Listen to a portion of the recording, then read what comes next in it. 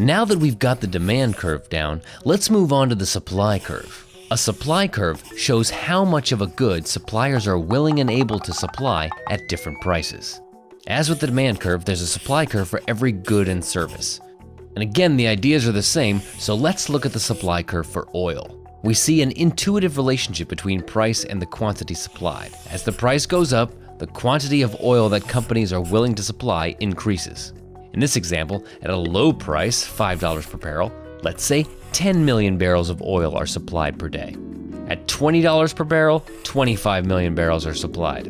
And at $55 per barrel, 50 million barrels are supplied. So in general, a higher price means a greater quantity supplied. Let's delve deeper and see why. Oil exists all over the world, but it's not equally easy to extract. In some places like Saudi Arabia, it's really easy to get oil out of the ground. It costs about $2 a barrel to extract. Oil in the US, like from Alaska, is a lot deeper and getting it out costs more, at least $10 per barrel. And producing oil from an oil rig like the Atlantis rig in the Gulf Coast is even more expensive. That rig has to descend more than a mile underwater before drilling even begins. When oil prices are relatively low, the only suppliers that can turn a profit are those who can get to the oil cheaply, like Saudi Arabia.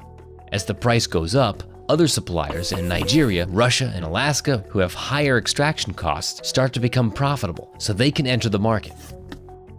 As the price gets higher, even the most expensive extraction techniques become profitable. The supply curve slopes upward because the only way the quantity of oil can be increased is to exploit higher and higher cost sources of oil. As the price of oil goes up, the depth of the oil wells goes down.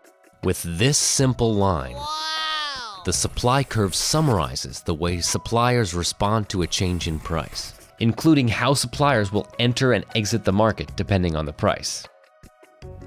So far, we've said things like, if the price goes down, buyers will want to buy more, or if the price rises, suppliers will want to sell more. But we haven't said anything about how prices are determined. That's the subject for the next video, equilibrium. If you want to test yourself, click practice questions. Or if you're ready to move on, just click next video.